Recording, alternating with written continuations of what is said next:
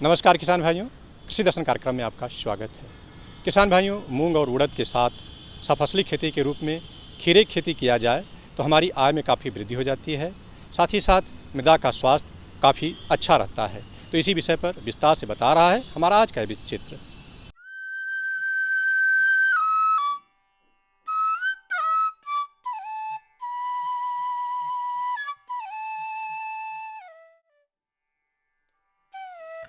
कृषि प्रधान देश भारत की लगभग 70% आबादी खेती पर निर्भर है।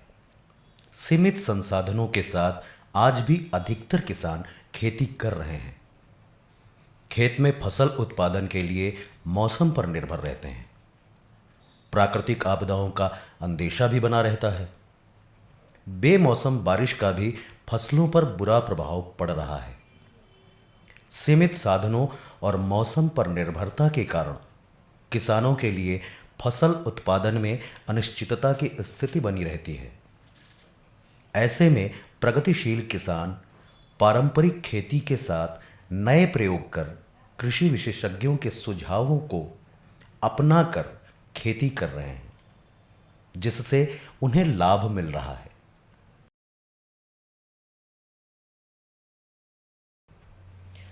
दलहनी फसलों में मूंग व उड़द की खेती पारंपरिक विधि से अलग अलग करने के साथ मूंग के साथ खीरा, उड़द के साथ खीरा की सम्मिलित खेती यानी सहफसली खेती करके किसान अपनी आय को बढ़ा रहे हैं।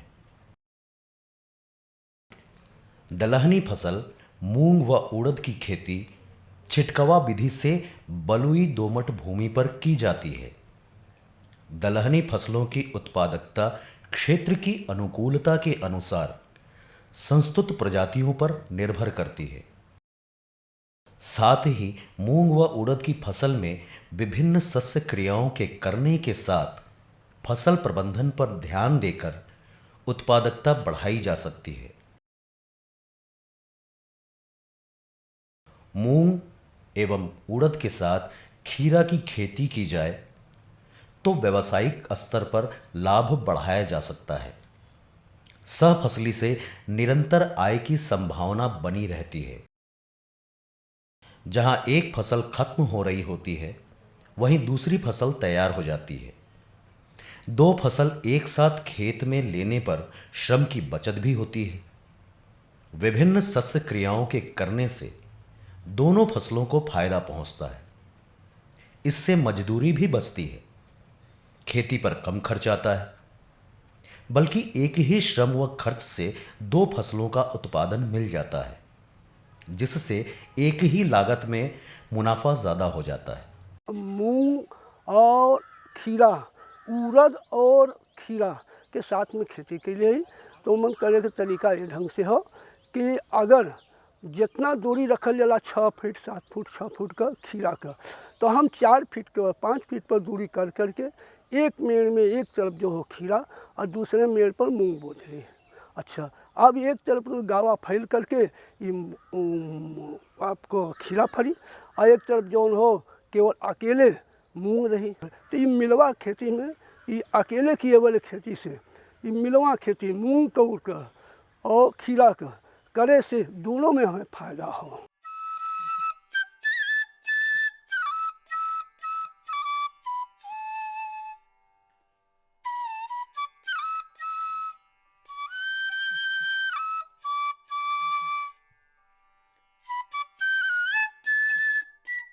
मूंग व उड़द के साथ खीरा की खेती करने के लिए जुते हुए खेत में लगभग 6 फुट की दूरी पर नाली बनाकर खेती करनी चाहिए। नाली के एक मेड़ पर मूंग या उड़द तथा दूसरे मेड़ पर खीरा की बुआई करनी चाहिए। मेड़ों पर लगाए गए मूंग व उड़द व खीरा अच्छी बढ़वार लेते हैं। बीच के खाली जगह पर खीरे के पौधे को फैलाव देते रहते हैं। घासों को भली प्रकार बढ़ने की जगह भी मिल जाती है।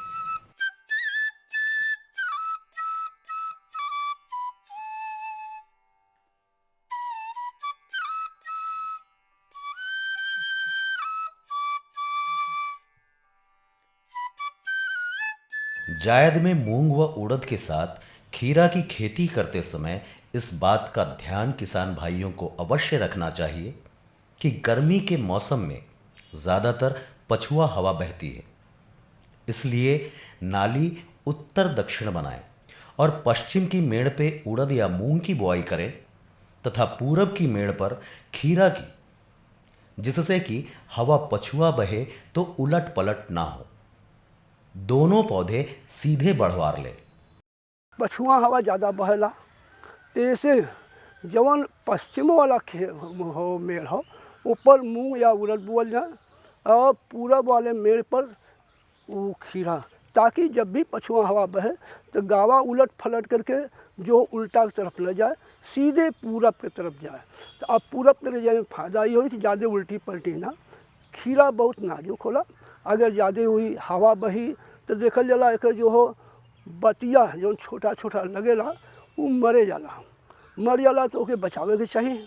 तो बचावे के हवा से बचे के लिए यह तरीका ठीक हो, ताकि जो हो पूरा फैले हमेशा गावा और मोर फलत हुए।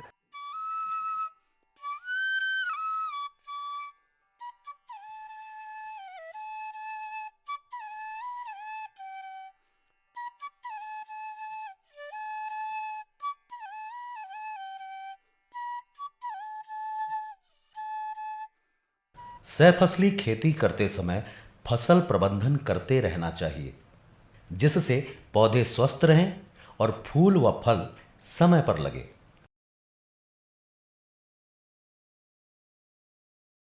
खेत में मूंग व खीरा की बुआई के पश्चात जब पौधे बढ़वार ले रहे होते हैं तो साथ ही कई प्रकार के खरपतवार, घास फूस भी उगाते हैं। इनसे पौधों की बढ़वार प्रभावित होती है। पौधों को पोषक तत्व भी कम मिलते हैं। इसलिए कुछ दिनों के अंतराल पर निराई करते रहना चाहिए। निराई करके खेत साफ रखना चाहिए। जैसे खीरा और मूंग होता है तो मन कहे कि मतलब कि घास उग जाला तो निराई गोड़ाई मन कैले से अच्छा फसील होता है। खीरा और मूंग साथ साथ में दोनों लगावल गयल हो और टाइम टाइम से दवा और पानी सिंचाई सब समय समय से दियाला, फल और एकर उपजाऊ अच्छा पैदावार होला।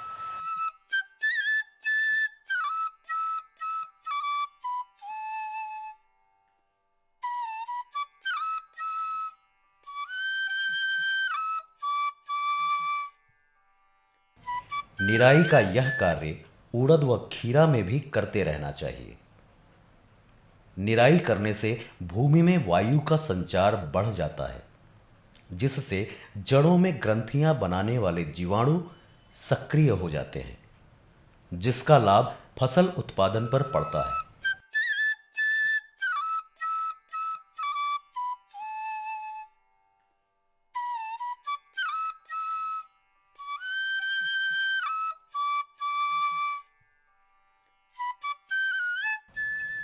मूंग व उड़द के पौधों को खाद उर्वरक बुआई के समय ही दिया जाता है। संतुलित मात्रा में दिए गए उर्वरकों से दानों की उपज में विशेष वृद्धि होती है।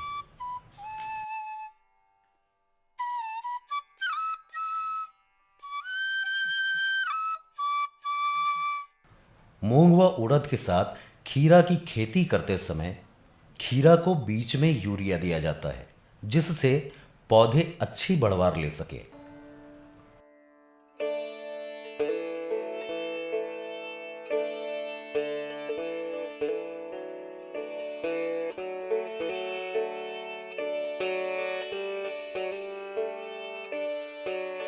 जायद में मूंग व उड़द के साथ खीरा की फसल में सिंचाई भूमि की किस्म, तापमान तथा हवाओं की तीव्रता पर निर्भर करती है।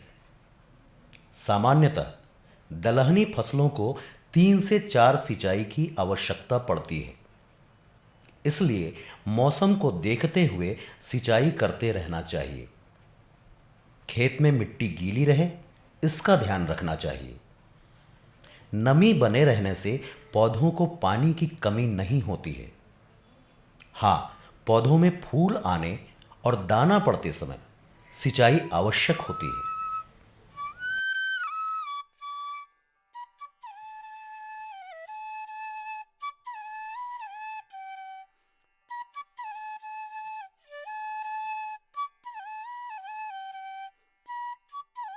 किसी भी फसल में फसल सुरक्षा कार्य एक महत्वपूर्ण कार्य होता है। फसल को रोग व कीटों से बचाना आवश्यक होता है। मूंग में ऐसा है कि मूंग में दवा कीटनाशक दवा का छिड़काव करेंगे अगर बराबर समयानुसार तो फल अच्छे तरीके से आएगा, नहीं तो फलियां कम हो जाएगी और पुष्प जो है यहीं से ग्रसित होकर के पुष्प यहाँ से टूट करके गिर जाता है नीचे। वो गिरे हुए को हम आपको दिखा दें, ये सब ऐसे ऐसे कर करके गिर जाएगा ये। और नहीं तो फल लगने, इसे कीटनाशक और फफूंदनाशक दोनों का छिड़काव बराबर करते रहना चाहिए ताकि दवा एक ही रहेगा। ये खीरे पर, ये फफूंदनाशक खीरे पर भी है और फफूंदनाशक इस पर भी, तो हम दोनों का उत्पादन अच्छा तरीके से ले पाएंगे।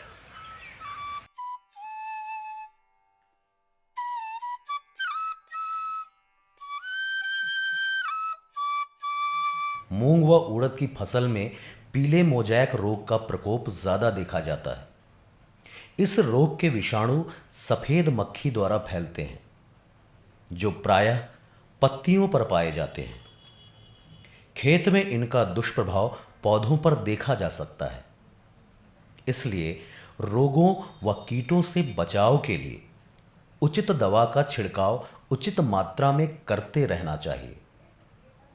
खीरे के साथ मूंग की खेती करते हैं हम, और इसमें खीरे में भी रोग लगता है और मूंग में भी लगता है। दोनों रोग लगभग एक ही हैं और कीड़े दोनों के एक ही लगते हैं, जिससे सफ़ेद मक्खी, फली छेदक और मोजैक रोग इसमें मूंग में लगता है।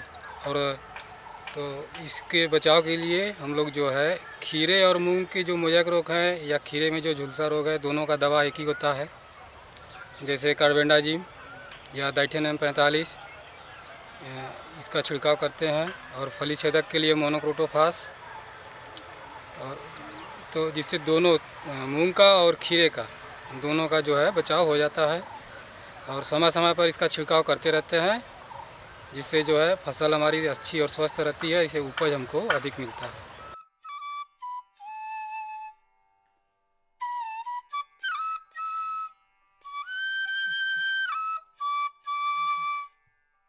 मूंग, उड़द व खीरा की खेती में खीरा की फसल पहले तैयार होती है, जिसकी तोड़ाई करते रहना चाहिए। 1-2 दिन के अंतराल पर की गई खीरे की तोड़ाई के उपरांत बिक्री से लगातार आय बनी रहती है। मूंग व उड़द में फसल पूरी तरह पक जाने पर फलियां काली हो जाती हैं, तब कटाई या तोड़ाई करनी चाहिए। एक साथ फलियों के पक जाने पर तुड़ाई कर फलियों का भंडारण कर लेना चाहिए। इस तरह मूंग व उड़द के साथ खीरा की खेती करने पर लागत के सापेक्ष ज्यादा मुनाफा होता है। किसान भाइयों, गर्मी के मौसम में नवजात बछड़े और बछियों की देखभाल किस तरह से करें, उनको किस तरह का आहार दें और क्या सावधानी बरतें जिससे जो आपके नवजात बछड़े और बछियाँ हैं वह स्वस्थ रहें, इस विषय में जानकारी दे रहे हैं उदयपुर स्वास्थ्य महाविद्यालय के पशुपालन विशेषज्ञ डॉक्टर सुधीर कुमार शाही।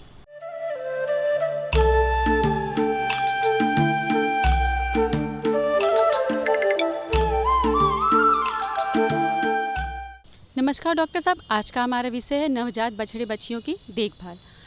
तो डॉक्टर साहब, ये जो मौसम है गर्मियों का है, तो इस मौसम में नवजात जो बछड़े बच्चियां हैं उनको हमारे पशुपालक बंधु किस तरह से बचाएं? किसान भाइयों, गर्मियों के मौसम में हमारे किसान भाइयों को बच्चों को बंद कमरे में अंदर उनको रखना चाहिए। कमरा ऐसा होना चाहिए कि उसमें हवा आती रहे, साफ़ सुथरा हो और प्रकाश की व्यवस्था पर्याप्त मात्रा में होनी चाहिए। इस बात का विशेष ध्यान हमारे किसान भाई रखें। तो डॉक्टर साहब ये बताइए कि ब्यात से पूर्व एवं ब्यात के समय नवजात जो बछड़े बछियाँ हैं उनके लिए क्या सावधानी बरते हमारे किसान भाई? किसान भाई ब्यात से पूर्व जो हमारी गाय है, उस गाय को उत्पादन राशन जो किसान भाई हमारे पशुपालक देते हैं, शरीर निर्वाह के लिए राशन देते हैं, लेकिन गाय के पेट के अंदर जो बच्चा पल रहा है उस बच्चे के लिए कोई अलग से उसको आहार नहीं देते हैं, जिससे ब्यात के समय बच्चा बहुत ही कमज़ोर पैदा होता है। तो किसान भाई विशेष रूप से ब्यात के 3-4 महीने पूर्व से उसको कैल्शियम और फास्फोरस की मात्रा अवश्य उसके राशन में बढ़ा दें, जिससे कि बच्चा स्वस्थ पैदा हो। और ब्यात के पश्चात जो बच्चा पैदा होता है, गाय को सुरक्षित और साफ स्थान पर उसको बांधना चाहिए। उचित होगा कि उसको कच्चे स्थान पर बांधना चाहिए। ब्यात के समय जब बच्चा पेट से बाहर आता है, उस स्थिति में उसके नाल को, चूँकि बच्चे का नाल गाय के पेट से जुड़ा रहता है, तो उस नाल को 2 इंच नीचे से काट देना चाहिए और काटने के बाद उसके ऊपर टिंचर आयोडीन लगा देना चाहिए। अच्छा, तो डॉक्टर साहब ये बताइए, शुरू के ही दौर में जो नवजात बछड़े बछियाँ हैं उनको किस तरह का आहार दे हमारे पशुपालक बंधु? पशुपालक बंधुओं से मेरा निवेदन है कि जो भी बच्चा पैदा होता है, जो नवजात शिशु है, उस शिशु को गाय का या भैंस का जो प्रथम दूध है उसको अवश्य पिलाएं, क्योंकि वह उस दूध में, जिसको कि हम खीस के नाम से जानते हैं, उस खीस में विटामिन की मात्रा, मिनरल्स की मात्रा, कैल्शियम की मात्रा, फास्फोरस की मात्रा बहुत ही अधिक होती है। इसके साथ ही साथ उसमें 17 गुना अधिक प्रोटीन पाई जाती है, जो बच्चे के शरीर के लिए बहुत ही आवश्यक है। और उसमें जो नेचर होता है, उसमें दस्तावर गुण होता है।